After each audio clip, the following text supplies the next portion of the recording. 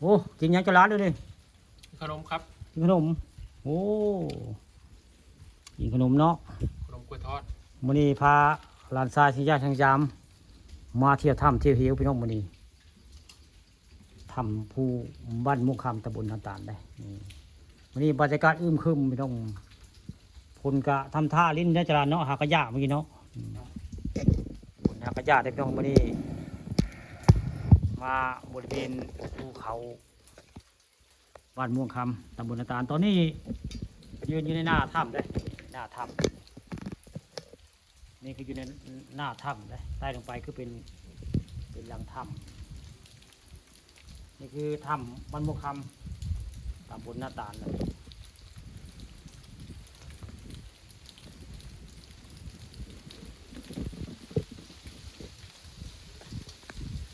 วันนี้อากาศดีพี่น้องมันลมได้เหมือนลมพัดอยู่ในหน้าถ้ำเลยหน้าถ้ำพาพึ่งถ้ำนี้ผมมียาคูยาซาได้นานแล้วแต่บริมียาคูยาซามาอยู่ในบริเวณนี้ใต้ลงไปก็สิเป็นให้หน้าท่านม่วงได้หรือว่าหน้าโซท่านม่วงทางใต้ผมซึ่งหน้านี้มีตำนานพี่น้องตำนานลุงปอกเข้าเมืองบดเมืองรับเลก็คือมองนี่แหละเชิงนานี่แหละเชิงนี้ซิมโรคไปแล้วซิมีให้นาได้ให้นาทุ่งนึงได้แล้วก็ลุงปอกก็มาใส่เบ็ดนะฮะละนานแล้วสมัยเพิ่งยังหนุ่มเลยมาเว้าเรื่องเก่าบ่เล่าก็ลืมพี่น้องเรื่องประวัติของลุงปอกเข้าเมืองบดหรือว่าเมืองรับเลผู้ข่าผ่อนคำผสมมานี่มายืนเว้าอยู่ในถ้ำผาพึ่งบ้านม่วงคำตำบลหน้าตาลแหละนี่ปอกมันร้อยพังในประวัติเรื่องเพิ่นไปเมืองบางมดก็คือเพิ่นมาใส่เบ็ดเนี่ยพวกเรามาใส่เบ็ดในนี่ละในพาเพิ่งนี่ละซึ่งหน้าข่าวว่านี่ละเบ็ดเพิ่นน่ะถึกประดุกคู่หลังปนองยามอะไรก็ถึกบดแล้วคนเพิ่นขึ้นไปเศร้าเถียงเป็นไปเช่าเที่ยวนี้มายิ่งงามมาชวนคนไปเที่ยวนะแต่คุณปอกประวัติได้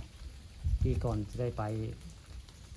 เมืองหมู่บดเมืองรับเลในนี่แหละซึ่งหน้านี่แหละมีต้นไม้สับลาบนี่แหละคือเป็นบริเวณของเมืองบดหรือเมืองรับเลที่ลุงปอกเข้าไปเป็นเวลา2 มื้อ 2 คืนผู้พระเพิ่งบ้านม่วงคำตำบลนาตาลนั่นนี่นี่ผู้ข่าพระคำผสมมาว่าเรื่องประวัติของลุงปอกแต่ลุงปอกไม่ได้มาเด้เราเท่าแห้งแล้วคนบริมามันนี่มากับหลานชายเชียงยาเชียงยามทับนี่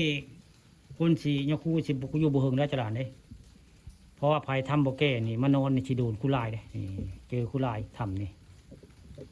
สีบุมียคูได้มานอนนะทำบริเวณนี่หน่อยที่สุดจะมีคูมานอนนี่อย่างน้อยเขามานอนต้องส่งแล้วถึงนอนได้ถ้าผู้เดียวสีบุกล้านอนได้ทำนี่เลยทำนี่เลยสิบุมีคนอยู่สิว่างตลอดต้องทำนี่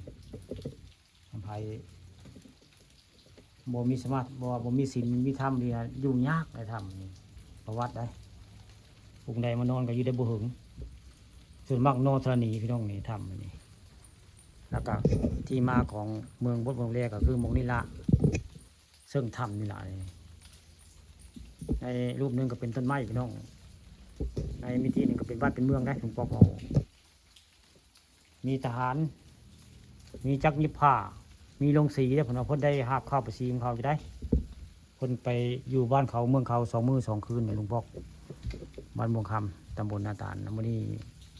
มาว่าประวัติของลุงปอกไปเมืองบด